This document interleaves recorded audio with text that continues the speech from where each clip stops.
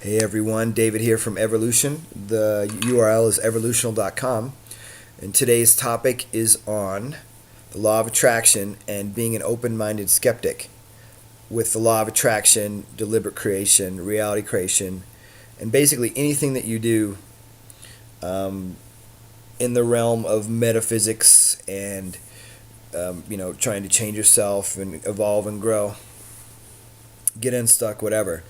And I've done personal development stuff for many years here, self-help stuff. And I'm finally getting to a point where I'm starting to be able to sort the crap from what works for me. And it's going to be different for everybody, I do suppose. But at the same time, I really highly recommend the mindset of something called being an open-minded skeptic. Because you'll get people say, just believe it and it'll happen, just believe it and it'll happen. Well, yes and no. We have limitations, okay, in this physical reality we do. I'm not saying, coming from a negative perspective of focusing on your limitations at all. All I'm saying is you need to be reasonable to a certain degree. Now, there's certainly times when we're overly reasonable and the limits that we think we have are really self-imposed limits, right?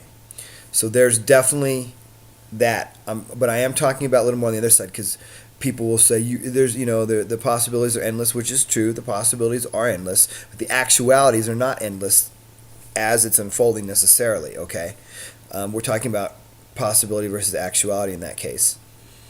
So when if you don't get confused between, okay, here's the possibility, and then you try to manifest it and bring it about, setting the vibration, whatever your way of doing it is, and then the actuality doesn't happen, and well, why isn't it working? And sometimes people will say, well, it's fear and this and that, and it can be a lot of times.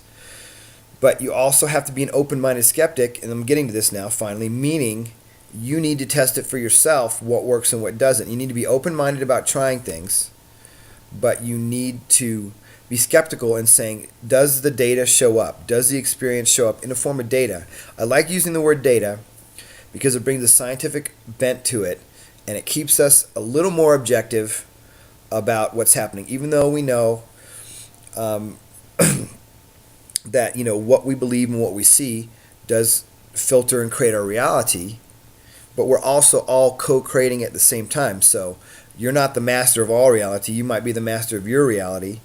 But even then, there are external forces and influences and things that you don't have control over. So we need to be realistic and an open-minded skeptic about things like this. Okay, and I learned that from My Big Toe by Thomas Campbell. It's a crazy, crazy, crazy trilogy. I just finished the first book. I'm on the second book now, and it's about quantum physics, digital physics, consciousness, and how those all kind of create reality in an evolutionary way, not just human evolution, as an entire system of an evolving universe. It's very cool stuff. Some of it gets a little heady, a little mathematical. It's a layman's type of mathematical, but it's cool. And he introduced me to the concept of open-minded skeptic, and I'm running with it. I love it. And as I do that, things work for me better in terms of law of attraction and manifestation. And then I don't get all out there and like floating out of my body going, yes, I can get whatever I want and this and that, and getting delusional about stuff. Okay, so that's my video on the law of attraction and being an open-minded skeptic. And until next time, we will see you later. And of course, please leave feedback and comments below. I would love to hear if you have different viewpoints, if you agree, disagree. I'm always open for debate. That's part of being an open-minded skeptic, is learning together and figuring this stuff out together as well, so that it works for you. Okay? Take care, guys. Bye.